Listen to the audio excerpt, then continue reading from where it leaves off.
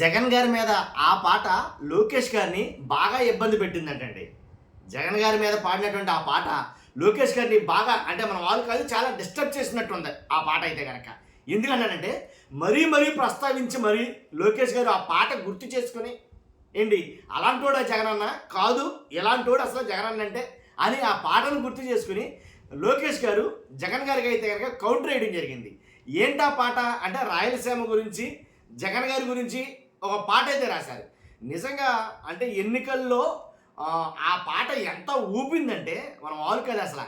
లోకేష్ గారు చెప్పారు ఆ పాట రీల్స్ చేసుకుని మరీ పాడారు కదా, మీరు రీల్స్ చేశారు కదా ఆ పాట మీద అని లోకేష్ గారు అన్నారు. కాకపోతే ఆ పాట ఎంతలా ఊపిందంటే లోకేష్ గారు చెప్పిన ఆ మాటలు నేను వీడియో పెడతాను ఇప్పుడు. కానీ ఆ పాట నిజంగా ఒక బూమ్ క్రియేట్ చేసిందని చెప్పాలి. జగన్ గారి మీద ఆ పాట అసలు మన మామూలు కాదు, అసలు ఒక రకం అనమాట. కాదు ఇంకా అరాచకం, ఇంకా ఒక మాటలో చెప్పాలంటే అరాచకం ఆ పాట. అలాంటి ఆ పాట గురించి లోకేష్ గారు గుర్తు చేసుకుని మరి అంటే ఎలక్షన్ అయిన ఇన్నేళ్ళ తర్వాత లోకేష్ గారు గుర్తు చేసుకుని మరీ తిట్టడం అనేది నిజంగా ఆ పాట వల్ల క్రెడిబిలిటీ అర్థమవుతుంది దీన్ని బట్టి. కాబట్టి ఆ పాట ఏంటో చెప్తాను. ముందు లోకేష్ గారు మాట్లాడినటువంటి మాటలు విందాం. ఏం మాట్లాడారు అంటే కనుక లోకేష్ గారు రాయలసీమ ముద్దు బిడ్డ మా జగనన్న అని రీల్స్ చేసుకుని పాడారుగా. రాయలసీమ ముద్దు బిడ్డ కాదు జగన్, ఏంటి రాయలసీమకి క్యాన్సర్ గడ్డ అనేది అన్నారు. ఒక్కసారి ఆయన మాట్లాడిన మాటలు వినండి, ఒకసారి చెప్తాను. అంటే ఎంత అన్యాయం. మోహన్ రెడ్డి గారు సొంత జిల్లాని మోసం చేశాడు, చివరికి సొంత నియోజకవర్గాన్ని మోసం చేశాడు. మనందరం చూసాం. సొంత నియోజకవర్గానికి వెళ్ళినప్పుడు ప్రజలందరూ వచ్చి 5 సంవత్సరాలు మీరు ఎక్కడున్నారు, ఏనాడైనా మమ్మల్ని పట్టించుకున్నారా అని అడిగే పరిస్థితి వచ్చింది. అంటే ఎంత అన్యాయం. మనందరం ఒక్కసారి ఆలోచించాలి. ఏకంగా రాయలసీమ ముద్దు బిడ్డ అని రీల్స్ లో చేశాడు. ఆనాడు చెప్పా రాయలసీమకి క్యాన్సర్ గడ్డ జగన్మోహన్ రెడ్డి అని. రాయలసీమ ప్రజలందరూ ఒక్కసారి గుండెపైన చేయబెట్టుకుని ఆలోచించాలి. 5 సంవత్సరాలు రాయలసీమకు ఒక్క పరిశ్రమ తీసుకొచ్చారా? ఒక్క సాగునీటి ప్రాజెక్టు పూర్తి చేశారా?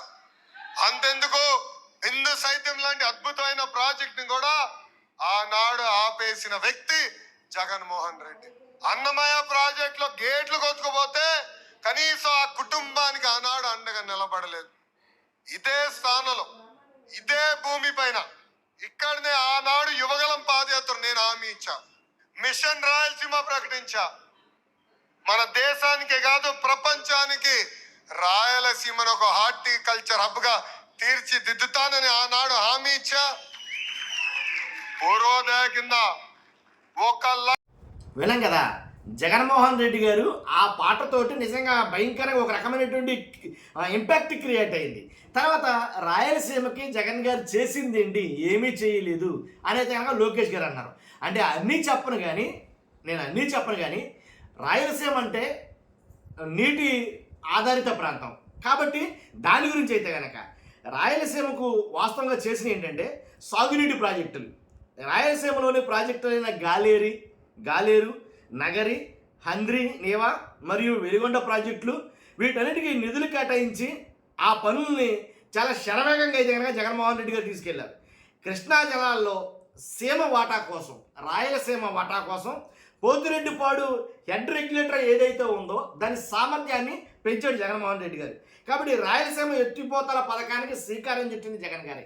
ఇలా చెప్పుడిపోతే చాలా ఉన్నాయి. రాయలసీమకి ఏం చేశాడు జగన్మోహన్ రెడ్డి గారు అని లోకేష్ గారు అన్నదానికి నాకు తెలిసిన 2-3 చెప్పా. ఇలాంటి చాంతాడంత ఉన్నాయి.